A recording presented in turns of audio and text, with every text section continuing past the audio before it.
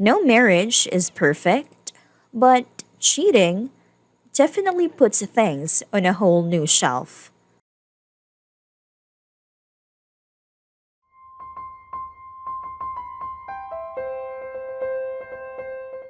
My husband and I, 23 years married, 3 kids, not perfect marriage, but our statistic. We've been through a lot: 7 failed pregnancy, 2 stillborns, a boy and girl. Now, 2021, we are going through the roughest part of our marriage. He cheated on me in 2019, and I found out 6 months ago. And most blame the other women and want to catfight. Not me, I am a woman, not a teenager. I actually talked to this ex mistress yesterday. I spoke to her on the phone and it cleared a lot of things, but that both of us were not aware of what was really going on during this time. He chose to have an affair with a very much younger than him married woman and co-worker. Again, I don't blame the women in the affair. I blame the cheating spouse. In my case, I blame my husband. I'm not married to her. I'm married to him. It is his responsibility to be faithful in his own marriage. I can control the other woman or how to chooses to live her life, but I can control my own marriage, and it's his duty to not allow himself to be put in a position to cheat or tempted to cheat. I have forgave him, but the trust is completely gone, and the whole affair is permanently stained in my brain, and I have lost a lot of respect and compassion for him and his feelings. I used to admire him and trust him fully with no doubt. I now question everything about loyalty and marriage. I will never remarry. I don't wish him or his ex mistress harm. I am not a person to show hatred toward anyone. I just don't want to surround myself in a toxic marriage or a relationship that I feel like I have to treat a grown man like a small child. Those of you cheating, it's between you and your spouse. Is this nothing to do with me? I hope all of you got what you're looking for. I wish only the best for your SO. I'm sure they're clueless and do deserve at least to be told. I didn't found out for a year after and it shattered me. I'll never be the same. To those who are having an affair, I hope that you will lose from your affairs will be worth what you gain. I do wish every person looking for love inside or outside of marriages finds their true love so they can find peace within themselves. If you married, don't think it's a cakewalk. It's not. And don't give up on each other's that easy way out of communicate and try to seek marital help for the sake of your children. If you have any, and the sake of all people involved in yourself, no marriage is easy. And too many people give up on each other and get married over and over again. Reminds it's a partnership, and within a team, you have to go through up and downs. That's what makes you strong, of course. No person deserves to be cheated on, and you definitely don't have to stay or accept such betrayal. But remember, no is perfect, and we all make mistakes, so go easy on one another, be friends and not enemies. Remember why you married them and what made you feel fall in love with them in the first place. I decided when I went like 20 years into the future. I couldn't see anymore, but my husband, so I knew I needed to work things out. Good luck and God bless.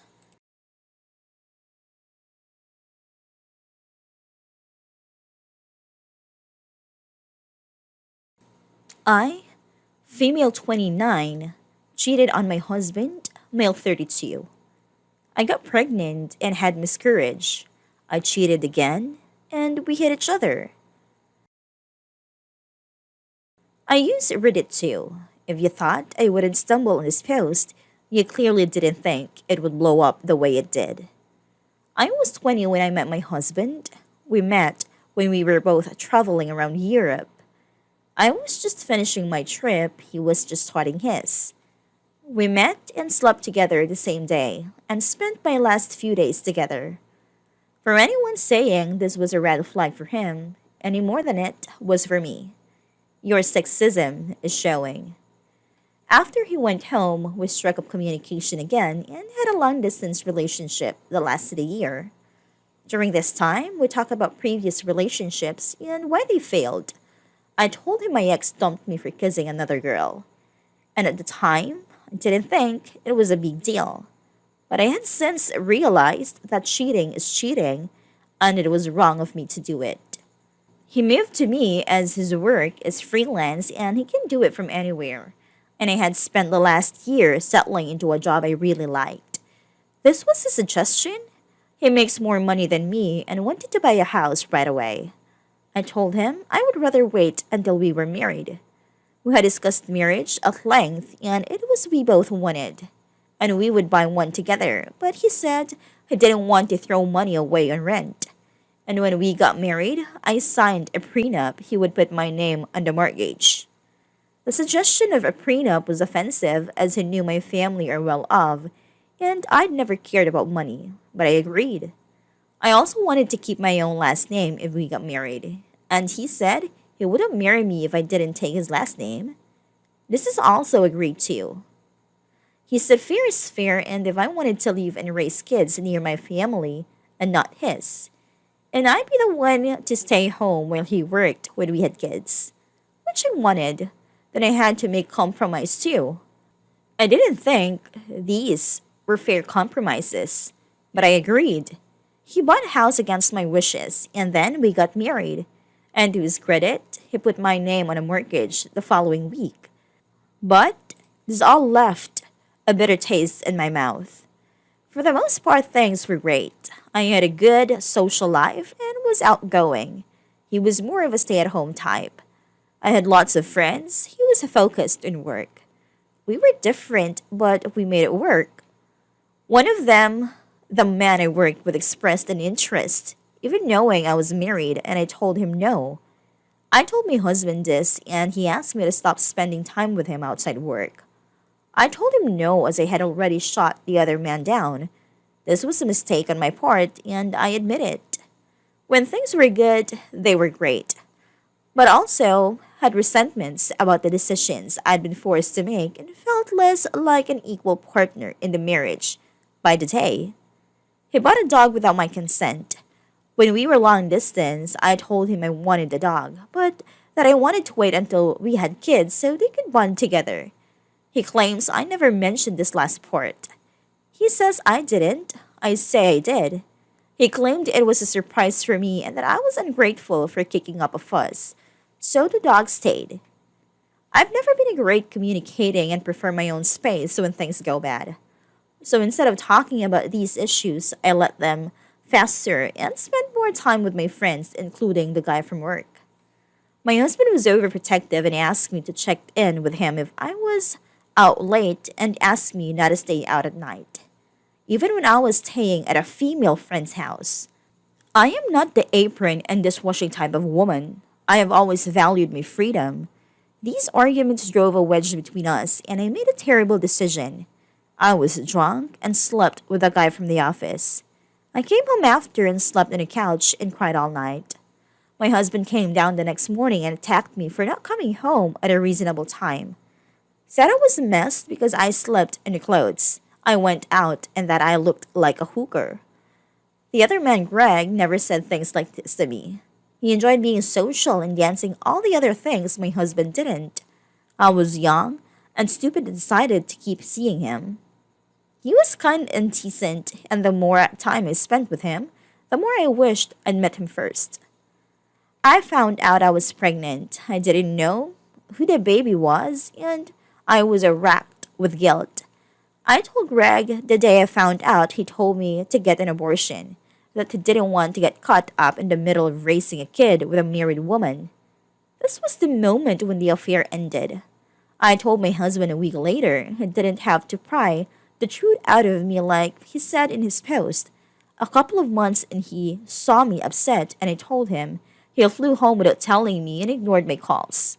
I realized then that I'd made a terrible mistake and decided to recommit to my marriage. I told him I would get an abortion if the child wasn't his. He told me to go fuck myself and hung up. Eventually, he came home and we found out the baby wasn't his. So, as we agreed, I put in the appointment for the abortion. When we did the paternity test, the doctor asked me if I wanted to know the sex. My husband answered for me and said, "It doesn't matter," and we left. I went back without him and found out it wasn't an IT. It was a she, my daughter. Over the course of the week, I had thoughts of being a mother. I had always wanted to raise kids, and in my fantasies during this week, I didn't think about the other man. This was my husband's baby. I pictured three of us together as a family. It wasn't ideal, but there was no good reason I could think of what we couldn't make the best of a bad situation. I planned to tell him who the father really was. I was panicked and told him it was a one-time thing. Well, I was away for the weekend, and I would quit my job. It wasn't perfect, but if he loved me, we could make it work. Life throws tests at us, and when I took my marriage vows, I realized this and hope he would too. The day of the appointment, I begged him not to make me choose. I begged him to do one thing for me, not to commit to a lifetime of it, not even to love the baby, just to do one thing for me. I begged him to try. I asked him to give it a chance. He told me he was filing for divorce. I need to make something clear. Yes, I made mistakes, but I love my husband. He was the great love of my life and still is.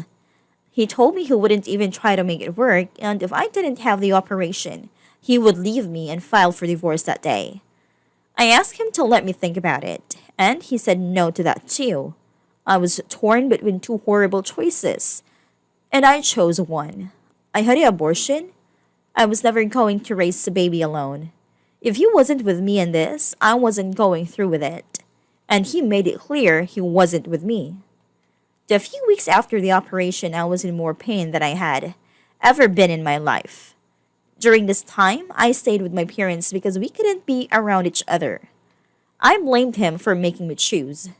He still hated me for cheating and even told me he hated me for wanting to keep the baby and for asking him to be around for us.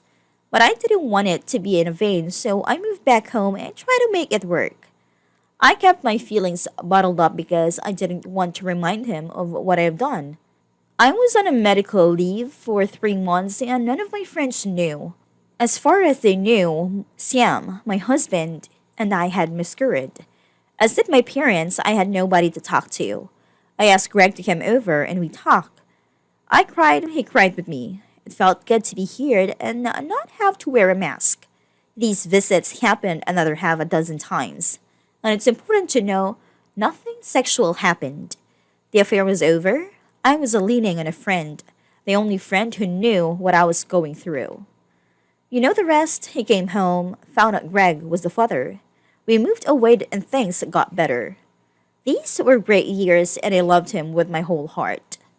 I never forgot what happened, but we talked about having our own children. I was happy and I had him to thank for that. When I found out I couldn't have children anymore, I tried to tell him, but I'd remember the way he looked at me years ago when he found out. The names he called me, I thought of how much he loved me and I didn't want to ruin that by telling him I could never give him children because of my betrayal. I reached out to Greg. I found out he'd moved away from our hometown too, and was only a few hours' drive away. He is married now, but I wasn't looking to start anything back up. Only to talk. He told me I should tell Sam. I couldn't. We agreed to meet and took the day of work.